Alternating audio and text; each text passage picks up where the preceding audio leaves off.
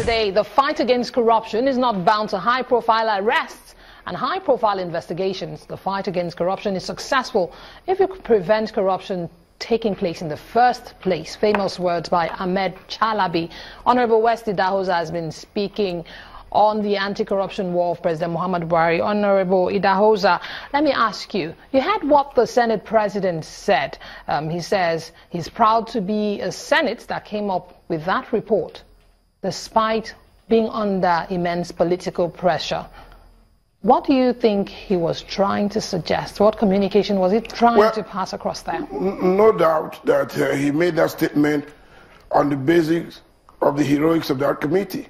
Having been in Parliament myself, I do know the type of pressure that can be made to bear at a time like this. And then to think that the loads of documents that the committee came up with to substantiate these allegations, including having to get copies from public records to support some of the points they have made in that report, is very heartwarming. It's a good development for legislative inquiry in the country. So in other words, that statement was made on a broader scope, on a broader perspective, and not trying to insinuate that perhaps some elements, some political elements were trying to influence the outcome of the committee's report. Well, I think the statement was made first from the nature of the report itself, which appeared to have been technically very detailed, supported very copiously. And then, of course, the fact that while the report was going on, there's no question that there will be politics going around it, telephone calls, meetings, and attempts to influence the Senate decision. No doubt at all. So the statement of the Senate President was to acknowledge the hard work and dexterity of those senators who put up this show.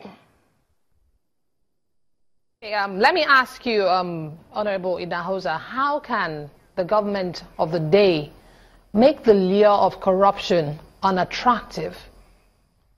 How can institutions be strengthened to make this lure unattractive? Well, there are many ways to look at this. You have to look at the institutional framework point of view.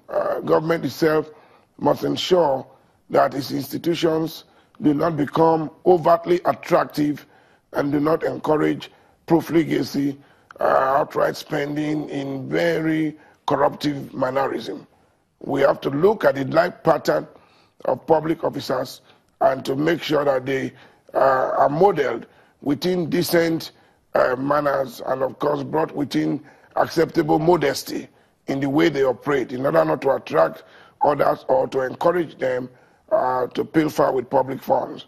The second point is to look at the level of poverty and general unemployment in the land. There's a need to create more attractive methods of engaging the young people, indeed the working class. The diversification to agriculture is very welcome. If government can give it political teeth to the wheel that it has already demonstrated, it will be very helpful in the circumstances. Then, of course, the law itself must be no respecter of persons. Anyone who offends the law must be dealt with appropriately. And to do this, the government must improve its operations in terms of its institutions that prosecute the war against corruption. Of course, the fight must be very pointed at the root of the matter. In other words, investigating institutions must understand the elements of crime. It's not enough to publicize an arrest, even though I support naming and shaming culprits when they have been proved to have committed an offense. But it's important to understand the elements of the offense so that investigations must be guided by legal opinion. At this moment, it does appear that they are working differently. It looks like investigators are not getting enough technical support or requesting enough technical support from the legal team. So you find that a completed investigation does not support the elements to sustain a conviction. And that's why you find that there is not much result these days coming out from prosecuting units. And of course, the government itself had acknowledged that. Some time ago, the president himself said that you need to do more to secure more convictions. So to get that done, you have to change your tactics. Okay, you have to engage more competent legal practitioners who are already willing to in our do final something. moments, Honorable Idahosa, there's been calls for an independent investigation into all of these matters. Wherein lies the job of the Independent Corrupt Practices Commission? Shouldn't that agency have been the body looking into these investigative matters? Yeah, given that these are public officers, I think so. But it does appear that that agency has been sleeping for a while. It's been this very silent giant, and to that extent has not played its role successfully, and it has been undermined, and there's been a loss of confidence and in the system, and that's why I think not more of these cases are being taken to that institution. So it's left for the institution to make itself relevant and earn back its position in history. For now, they haven't done enough. How can they end? How can the institution come back to life? More. How can the ICPC come back to life? Well, they've been complaining about funding.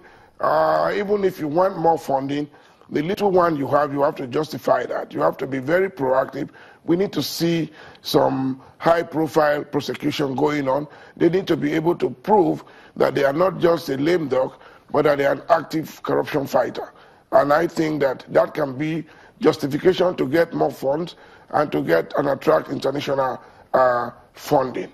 Otherwise, nobody is going to put more money in an institution that does not seem to be very, very effective. All right, thank you very much, Honorable West Idahosa, a legal practitioner and a former member of the House of Representatives, for helping us translate the anti-graft war of President Muhammadu Buhari. Also, thank you, Alester Wilcox, policy analyst, for joining us, and as much as for joining us on the program. Well, that's our show tonight. Thank you for staying with us. On behalf of the production team, I'm Imana Amawe. Bye-bye.